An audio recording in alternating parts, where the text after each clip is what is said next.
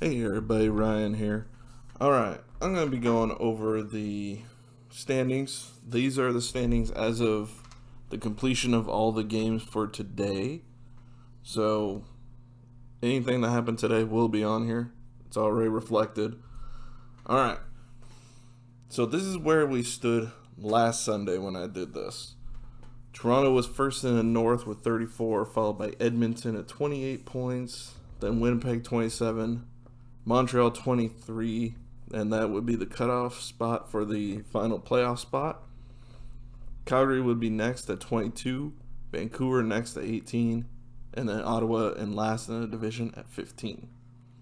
All right, let's see where we stand this week. Toronto's at 38. They actually are on a 2-game losing streak currently. Winnipeg is at 31. They are second place. So let's see. With a 6-point difference, now it's a 7-point difference. So not too bad. Edmonton's at 30 now. Oh wait, actually last week that's how far they were between. No, it was 7, so still same amount. Edmonton's at 30 points. Montreal's at 28. Calgary has fallen back an extra point, so now 3 points back of that playoff spot. Vancouver is at 24. Ottawa is at 19. All right. So in last 10, definitely Toronto and Winnipeg have been the best in this division, 7-3. Edmonton 6-4. 3 of those losses coming in pretty easy fashion for Toronto. Let's see. Montreal's 3-3-4. Calgary 3-5-2. Vancouver 4-4-2, and Ottawa 5-5. So Ottawa actually has been doing pretty well the last few games, but they're still last in this division, and it's pretty far back. So really, Calgary and Vancouver are still in it, but it's going to be hard for them to do that because Montreal has 3 games in hand over Vancouver and 5 over Vancouver. 3 games in hand over Calgary. I think I said Vancouver there. So that's where we're standing. They're only 2 points back at Edmonton with 3 games in hand, so they could still pass them. All right, now on to the East Division. Last week, Washington was in first, 26 points, followed by Boston and the Islanders tied with 24. Then Philadelphia and Pittsburgh were tied with 23 for that last playoff spot.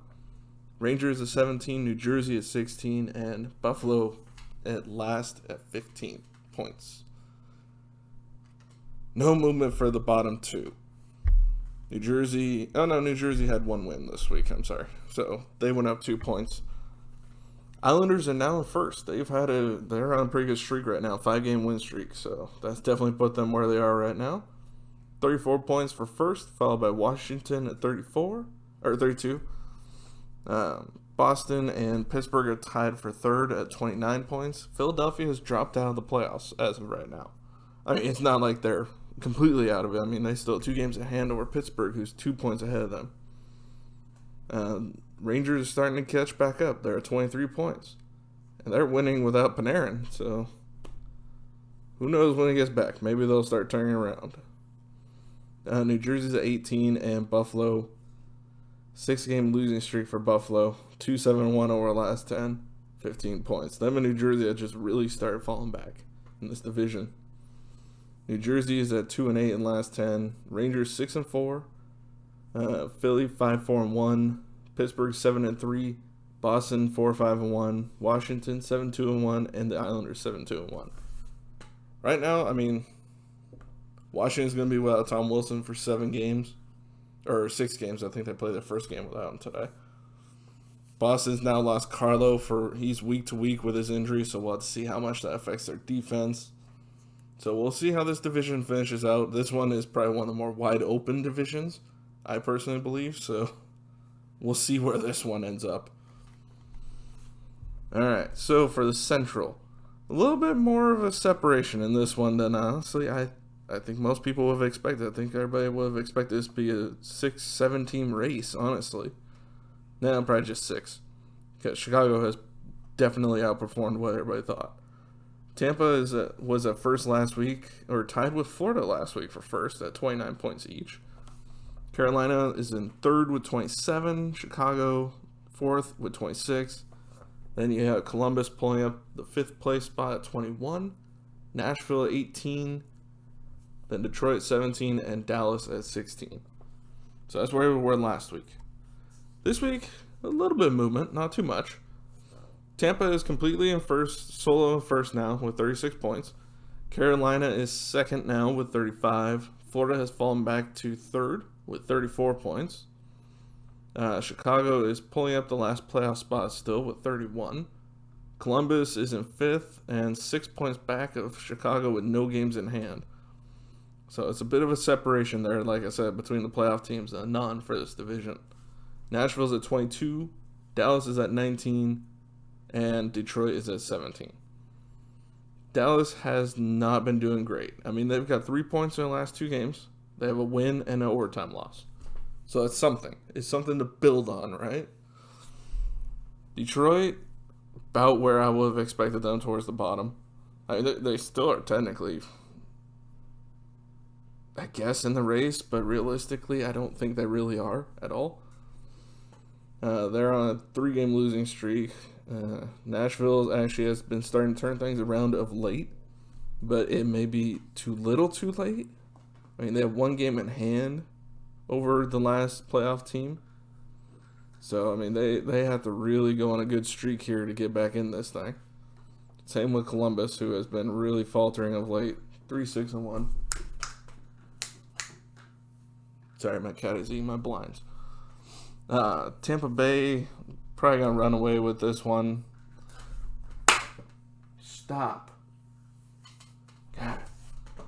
Why do you have to eat every single string you see? Don't you dare. Thank you. But Tampa is going to be a pretty dang good team and hard to beat, especially when they get Kucherov back, which won't be for a little while still. Probably not till the end of the season, if not into the playoffs. That's at least the expectation. We'll see if that's the reality. But still, this team without him is still doing dang well. I mean, 17-4-2 without Kucherov in the lineup. Most teams lose somebody like Kucherov. They're more like Columbus at the 10-11 or 11-10 type of range.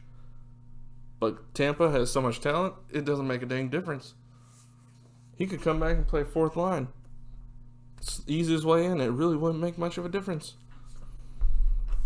All right. Next up is Carolina, and they've been having a really good season. They're on a good stretch right now. 5 wins in a row, 7-3 in the last 10.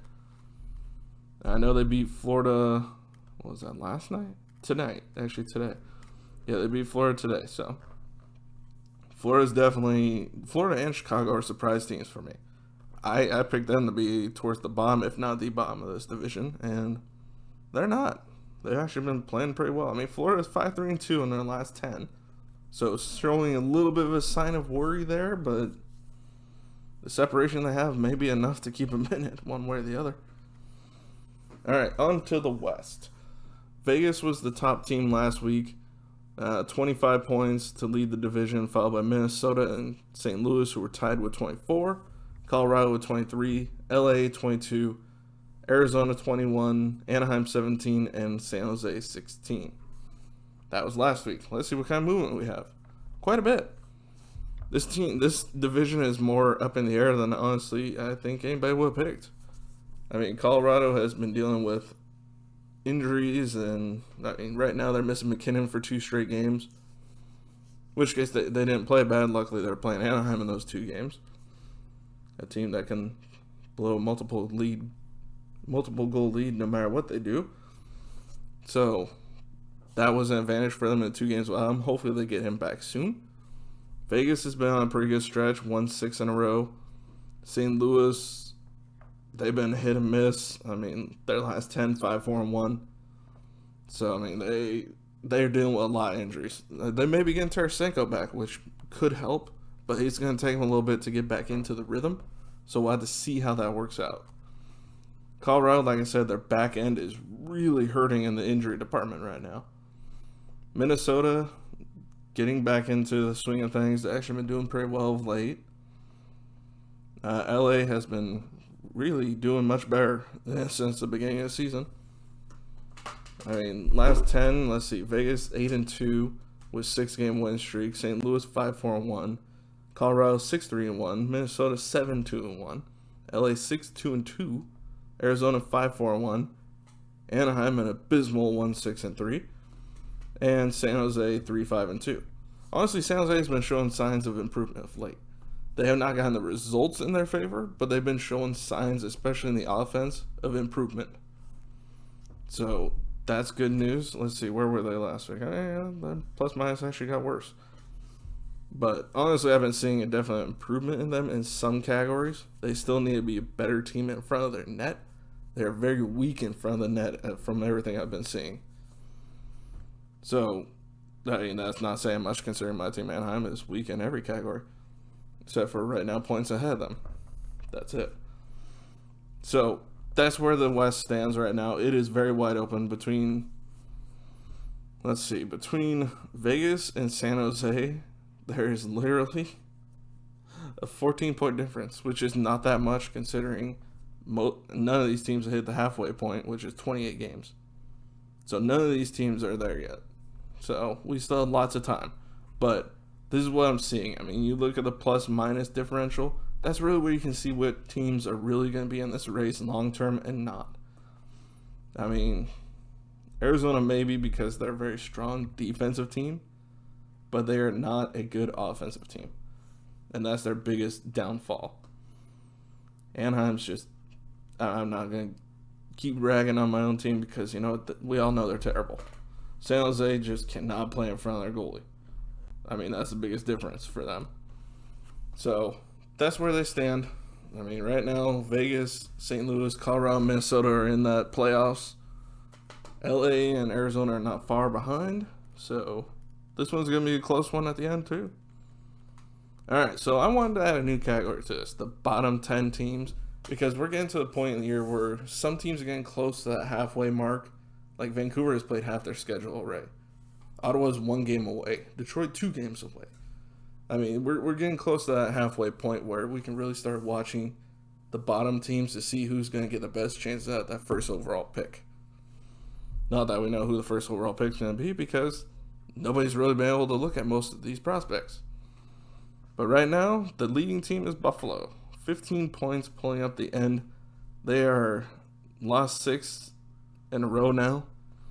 They're 2-7-1. Definitely not a good streak for them. Detroit's second worst, 17 points. I mean, Buffalo's 3 games ahead of them, so they may pass them. Who knows at the rate they're going? Probably not. New Jersey's at 18. Ottawa and San Jose, ironically, are tied. Considering this year Ottawa doesn't get San Jose's first round pick. That's the advantage for San Jose. Last year, they had to let him take Tim Stützle third overall. Ooh, that one's gonna burn him in the long run. Oh, and Dallas is also at 19 points. Next up is Anaheim at 25th with 20. Nashville in 24th with 22. Rangers at 23rd with 23 points. Vancouver 22nd with 24, and then Columbus with 25 points is 21st in the league. And these are probably the teams you're not going to see making the playoffs. I mean, I can see Vancouver or the Rangers maybe pushing for it. Even Dallas, because, I mean, look at them, their games played to most of the teams in this division. Or not this division, these bottom 10, other than maybe San Jose's only played 22, New Jersey's only played 21. Rangers only played 23. Everybody else has played, or I guess Buffalo 23 as well, but everybody else has played 25 or more. So you got some teams that need to catch up, and they may end up being higher because of that. So that's all I got for you today. I hope you enjoy, and if you do, make sure to hit that subscribe button in the bottom right hand corner of the screen. I enjoy doing these. Hopefully you enjoy them. Make sure to like, comment what you think are the trends and what you think is most likely going to happen with these divisions. I'd like to see what other people think about these sort of things. And other than that, help me out with those subscribe hits because I am at 43 subscribers right now. I'm shooting for 40 or 50 here pretty quick, hopefully. All right. Other than that, like, comment, share, and I will see you all next video. Bye, everybody.